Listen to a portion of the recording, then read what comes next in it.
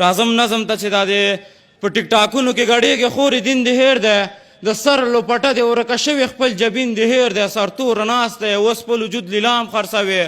اوس یو 15 ډالرو ته اسلام خرڅوي شرمېږي نه بربنډه ناسته یې الله یادوي ځان امتی د محمد رسول الله یادوي قربان شم خورې خپل کلتور او خپل غیرت ته ګوره زما شرف ته نظر وکړه زما عزت ته ګوره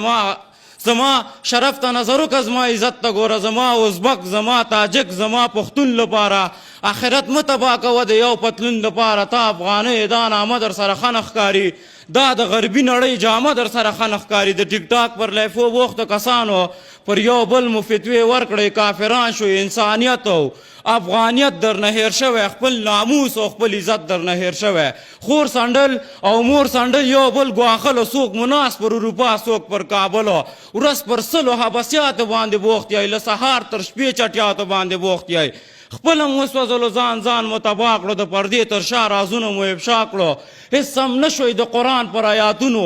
د جناب رسول الله پر حدیثونو هم مو وسوځله غوښه هم مو سیخه نه مو پرېښود موږ ته داسې یو تاریخه ختمه شوې به هم پر ځمکه پاچاهي وي نه به هم زور نه به هم طاقت نه به خاني وي بیا به سر ټکوي یو بل ته به ژاړئ پر سجده به یې پراته معافي به غواړئ غږ کومه له دې ځای له دې دریځه د لمر مخ به هم چپوي له ختیځه خدای تعالی ته به پر دغه یوه خواست وي اسرافیل به هم د شپېلي پوکي ته ناست وي که په خوله مو بیا توبې نارې وي خو تر مخ به مو بیا بندې دروازې وي خلکو ورسوئ ځانن تر مریخه تاسو نه اله خبر له خپل تاریخه که په ژوند مو سره دا اختلافاتو که له یو بله مو داسې زړونه مات و پر دې خبر شئ چې به خپل تاریخ په یاد نه لري څو کاله بعد به آینده نسل سواد نه لري هم به ختمه وي لړۍ هم به ګړۍ وي نه به پاتې وي وړۍ نه به شړۍ وي بس دی که نه خیر دی نور هوښیار شئ خیر دی مینې ته کار ووایې په کار شئ شپه ورځ درته په دغه یو دعا یم نن یې وایم سبا یې وایم او بیا یې وایم د ژوندون تراخې ټول ورته خواږه کړې رب ښکته یې دا سر هېڅ چاته مه کړې الهي ته خپل غیبي رحم پې وکړې د نفرت لړۍ ختمه له جهان کړې افغانان خدایه د یو بل خادمان کړې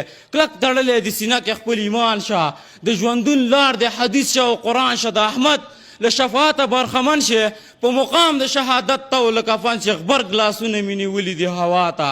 دا پښتون غرور د کم رامشه چاته خدای دې ورسوان تر خپل مسیره اوږد څادر د پروګه او اوږده ږیره د 15,000 کلن تاریخ بچیه وا خړ پړ سړی وا خړه کوچیه شپه ورځ درته په دغه یو دعا یم نن یم وایم سبا یم وایم او بیا یې وایم د ژوندون تراخۍ ټول ورته خواږه کړې رب ښکته یې دا سر هېڅ چاته مه کړې الهي ته خپل غیبي رحم پې وکړې د نفرت لړۍ ختمه له جهان کړې افغانان خدایه د یو بل خادمان کړې چې ناره د ان الحق ترې نه راوځي هغه خوله نه ده چې حق ترې نه راوځي منکر نه یم ما اقرار په ژبه کړی ما دا اقرار مې په څو وار په ژبه کړی ما د خپل عزت په سر کړې سودا ده